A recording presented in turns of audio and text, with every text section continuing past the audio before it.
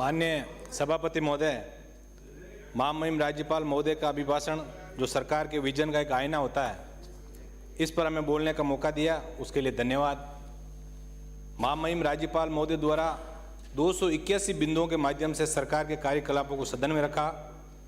मेरे से पूर्व वक्ताओं ने पक्ष और विपक्ष अपना धर्म निभाते हुए इस अभिभाषण का विश्लेषण अपने अपने तरीके से किया और बाकी इसका सारा विश्लेषण जो है वो हमारे देवली उनियारा से आने वाले माननीय सदस्य ने जिस तरह से किया, मुझे ऐसा लग रहा है माननीय विधायक महोदय कि कहीं ना कहीं पूरा देश चाइना से आए हुए कोरोना की चपेट में थे, तो आप जरूर हो सकता है जिस कोरोना वेरिएंट की मुख्यमंत्री जी ने शोध किया उस कोरोना से कहीं 4 साल से पीड़ित रहे हो, तभी आपके अधिकतर काम नहीं हुए। मैं इस मुद्दे पर जाना नहीं चाहता। मैं यही निवेदन माननीय सभापति महोदय के माध्यम से करूंगा सरकार से कि चूंकि चुनावी साल है और प्रदेश के आमजन की अपेक्षा और ज़्यादा बढ़ गई है, प्रदेश का किसान पिछले 4 साल से उम्मीद लिए बैठा है कि उसका ऋण माफ़ होगा, तो जब माननीय मुख्यमंत्री जी इसका उत्तर दें तब 1 से 10 की गिनती करके और समस्त किसानों का समस्त ऋण जो है वो माफ़ करने का आप जरूर तोहफा दें, क्योंकि इस बार बार अखबारों के अंदर आ रहा है कि ये जो बजट है ये किसानों और जवानों को समर्पित होगा। तो ऐसी मैं आशा रखता हूँ। महामहिम राज्यपाल महोदय ने अपने अभिभाषण के शुरुआत में महाराणा प्रताप से लेकर दुर्गादास, मीरा, पन्ना दाई, नानी बाई, अमृता देवी का जिक्र तो कर दिया, लेकिन इनको सरकारें कभी तो स्कूलों के कोर्स में शामिल करती है तो कभी हटा देती है। मैं आपके माध्यम से निवेदन करूँगा कि इन लोगों के जहाँ स्थल है वहाँ पैनोरमाओं के निर्माण किए जाएँ और जो भी पहले से जो पैनोरमा निर्माण किए हुए हैं उनकी सार संभाल सरकार करें, क्योंकि जो तेजाजी का जो पैनोरमा खरनाल के अंदर वो खुलने से पहले जर्जर होके और एक भी व्यक्ति को उनके इतिहास से रूबरू होने का मौका नहीं मिला। तो मैं आपके माध्यम से भी निवेदन करूंगा। मैं जो बिंदु संख्या 3 और 4 है, जिसमें माननीय महामहिम राज्यपाल महोदय ने मारवाड़ी के नाम से प्रसिद्ध राजस्थानियों व राजस्थान दिवस का गुणगान तो आपने कर दिया, लेकिन इन मारवाड़ियों की अपनी जुबान राजस्थानी भाषा को मान्यता देने की कोई बात नहीं की। इस बार 30 मार्च को राज्य के निर्माण की हीरक जयंती वर्ष के मौके पर राजस्थानी भाषा को मान्यता प्रदान करावें तो राजस्थानियों के लिए गर्व भरा पल होगा। माननीय सभापति महोदय, प्रदेश को मॉडल स्टेट बनाने पे प्रदेश के विकास की बात की है तो मैं बता दूं कि नागौर जिला मुख्यालय पे 2 आरओबी का निर्माण कार्य चल रहा है, जो दिनांक 14/12/2018 को पूर्ण होना था, लेकिन आज तक पूरा नहीं हुआ। ऐसा मॉडल स्टेट होता है क्या कि कोई काम तय समय से 4 साल बाद भी पूरा नहीं हो।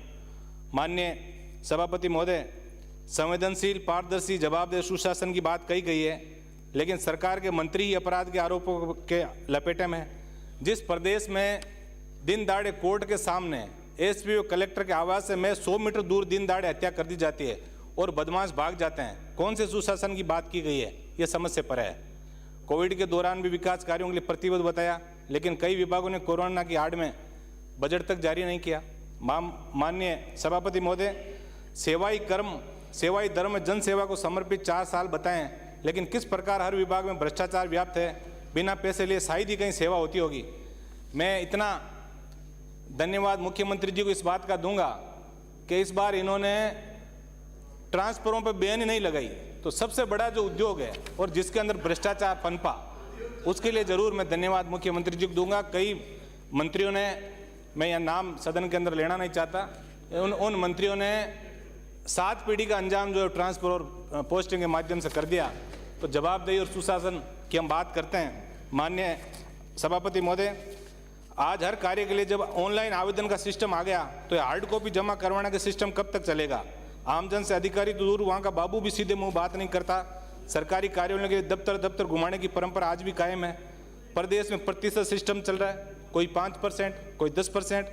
और ओबीसी प्रमाण पत्र की बात हमारे सांगानेर से आने वाले माननीय विधायक ने बहुत अच्छी बात की थी कि ओबीसी के सर्टिफिकेट का हर साल, हर 2 साल के अंदर जो रिन्यूअल है उसके अंदर बहुत पैसा ओबीसी का खर्च होता है। मैं आपके माध्यम से निवेदन करूंगा कि इस पर भी कोई अच्छी कार्य योजना बनेगी। एक बार उसकी जाति तो कोई बदलती नहीं है, तो ओबीसी का सर्टिफिकेट यदि एक बार जारी हो जाता है तो सालों साल वही चलता रहे।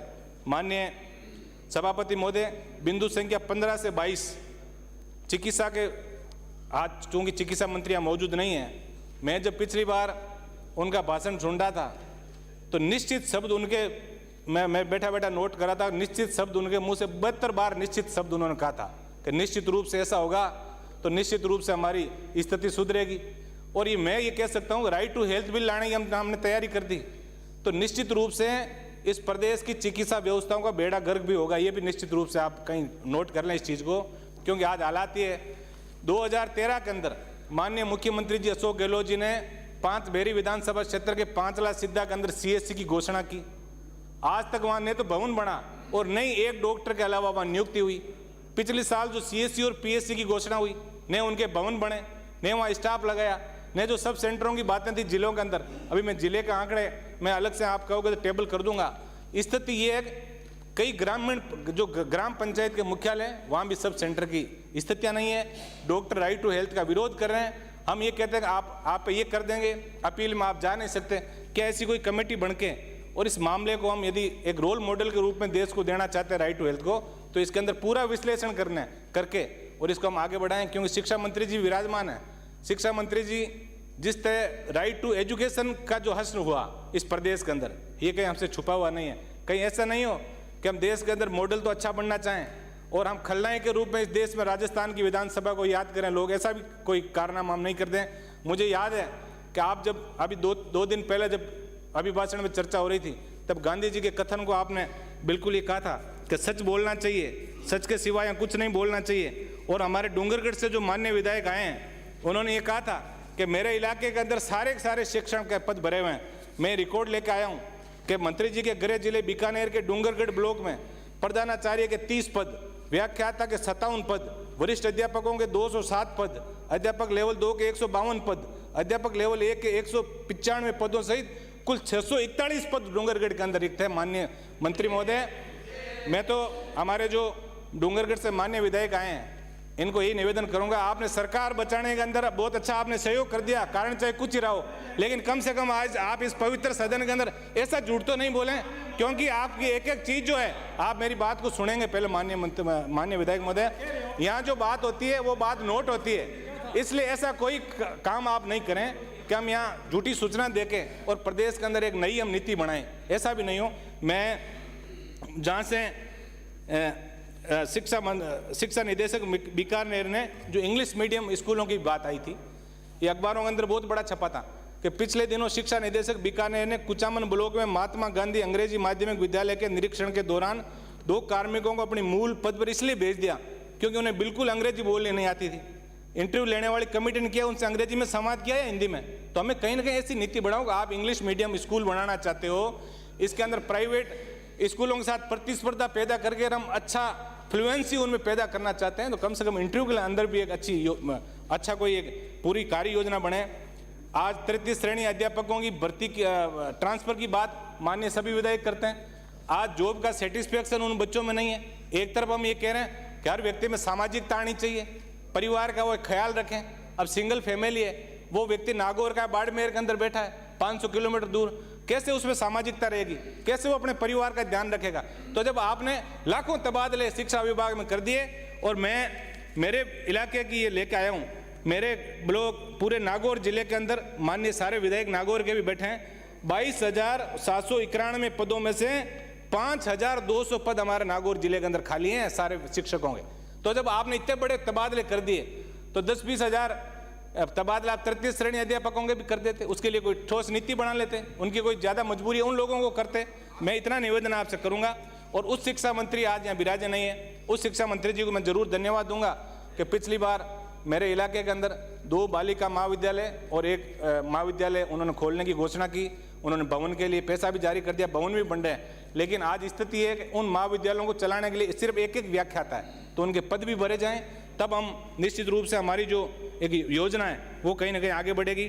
मैं 2 मिनट में समाप्त करें सर। 15 मिनट तो हमारी पार्टी को सर टाइम दिया आपने सर, 15 मिनट तो कम से कम हम पूरी बात तो कहें। हम नए विधायक चुन के आए, हमको ऐसी बात भी नहीं, एलिगेशन भी किसी भी नहीं लगाएंगे। माननीय सभापति महोदय, CHA को जिस प्रकार से एक ही झटके में घर बैठा दिया, बेरोजगार सड़कों पर संघर्ष करने को मजबूर है। आज यदि हम राइट टू हेल्थ की बात करते हैं, आज आधुनिक मशीनों के होते हुए भी आज अस्पतालों में जांच सिर्फ नाम के निःशुल्क है। आज की हुई जांच की रिपोर्ट अगले दिन मिलती है। अब मेरा खींवसर विधानसभा क्षेत्र 200 किलोमीटर लंबा है। इसमें जब व्यक्ति कोई जीवन और मौत के बीच जूझ रहा है, उसके लिए अगले दिन आई जांच का मतलब क्या है? इसलिए मेरी मांग है कि ऐसी मशीनें भी वहाँ लगाएं कि 1-2 घंटे के अंदर छोटी मोटी जांचें उसका निराकरण उस पर हो। और सोनोग्राफी जांच के नाम पे तो आज ये हालात है जिला मुख्यालय पे कि उसको 10 और 15 दिन का समय दिया जाता है। तो 10 और 15 दिन बाद यदि सोनोग्राफी की रिपोर्ट आएगी तब तक तो इतना गंभीर हो जाएगा मरीज कि उसको बचाना फिर हमारे बस की भी बात नहीं होगी। मैं माननीय सभापति महोदय, बिंदु संख्या 37 जो है, आज भी सभी किसानों को ब्याज मुक्त ऋण नहीं दिया जा रहा है। सभी पात्र किसानों को अल्पकालीन ऋण देने की विशेष व्यवस्था की जाए। मैं सहकारिता मंत्री जी यहाँ विराजमान नहीं है, मैं सहकारिता आंदोलन से किसानों की, हम किसान का भला यदि हम करना चाहते हैं तो सहकारी आंदोलन को हमें और मजबूत बनाना पड़ेगा। सहकारिता के अंदर इस बार हमने देखा MSP की खरीद ढंग से नहीं हो पाई, किसानों को यूरिया और DAP नहीं मिल पाया। इन सब चीज़ों की इफ्को और IPL जैसी कंपनियों ने सहकारी सिस्टम को बिल्कुल धत्ता बताते हुए निजी दुकानदारों को जरूर IPL और यूरिया और DAP उपलब्ध कराया, लेकिन सहकारी संस्थाएं जो है वो दिन ब दिन घाटे में जा रही है। RGHS की यदि हम बात करें तो सहकारी संस्थाओं के माध्यम से जो दवाइयाँ जो बिक रही है उनको समय पे सहकारी संस्थाओं को पैसा नहीं मिल रहा है। प्राइवेट व्यक्ति जो दुकानदार RGHS का काम कर रहा है उसको तुरंत पैसा मिल जाता है। तो इतना बड़ा जो भार है वो सहकारी संस्थाएं भी नहीं झेल पाएगी। तो मेरा निवेदन रहेगा कि सहकारी तंत्र को भी मजबूत करें। इस बार चुनाव की आपने सहकारी तंत्र में शुरुआत कर दी, इसके लिए मैं आपको दिल से धन्यवाद देता हूं कि सहकारी तंत्र को मजबूत करने में आपने जो भी बीड़ा उठाया है। मैं माननीय अध्यक्ष महोदय, सदस्य प्लीज, हो गया। माननीय अध्यक्ष महोदय, अब मैं थोड़ी सी मेरी माननीय सदस्य प्लीज, अपना टाइम हो गया है, more than sufficient. Sir 15 minute तो आप, हु सेड इट, किसने कहा 15 मिनट? कल जब सर टाइम आप और कोई नहीं बोलेगा पार्टी से? नहीं है भाई, पुखरा जी आप पार्टी से कोई नहीं बोलेगा? नहीं, एक ही बोलेंगे सर। है भाई, पार्टी से कोई नहीं बोलेगा फिर एक भी दिन, 3 दिन नहीं ना। Please understand it, time is given for entire, not for day. एक दिन 15 दिन नहीं है। 2 मिनट ना प्लीज, सिर्फ 2 minute, you have to understand it. सिर्फ 2 मिनट सर।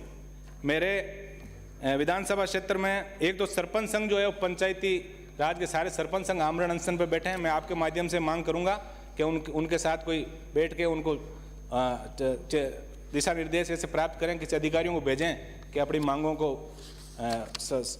विश्लेषण करके और उनका आमरण अनशन भी तुड़वाया जाए। और पंचायती राज शोध संस्थान की घोषणा पिछली बार मंत्री जी ने कर दी थी, इसके लिए बजट जारी नहीं किया, उसकी भी मैं मांग करूंगा। खींवसर में ट्रॉमा सेंटर, शंखवास में CSC, करनाल पिपलिया भोमासर ग्वालों में PSC, 132 KV शंखवास के अंदर, और खजवाड़ा में महाविद्यालय, पांचोड़ी व शंखवास में उप तहसील। और माननीय अध्यक्ष महोदय, मैं 3 वर्ष से कम उम्र के बच्चों के परिवहन पर रोक के संबंध में जो कमेटी आपने बनाई, माननीय कृषि मंत्री जी भी विराजमान है, इसके अंदर कोई पूरा विश्लेषण करके छूट दें ताकि मेलों की जो रौनक है वो आए वापिस और किसानों को लाभ मिले। उसके अलावा सिविल न्यायालय खींवसर के अंदर, मॉडल स्कूल खींवसर के अंदर और कृषि मंडी हेतु बजट, और चाउंडिया हिसाबा पांचला सीधा से लेके और नारवा कांटिया खींवसर मादानियों की डाणी तक 60 किलोमीटर लंबी सड़क और तेजाजी के नाम से खींवसर महाविद्यालय का नामकरण करने का श्रम करावें। आपने मुझे बोलने का मौका दिया, बहुत बहुत धन्यवाद।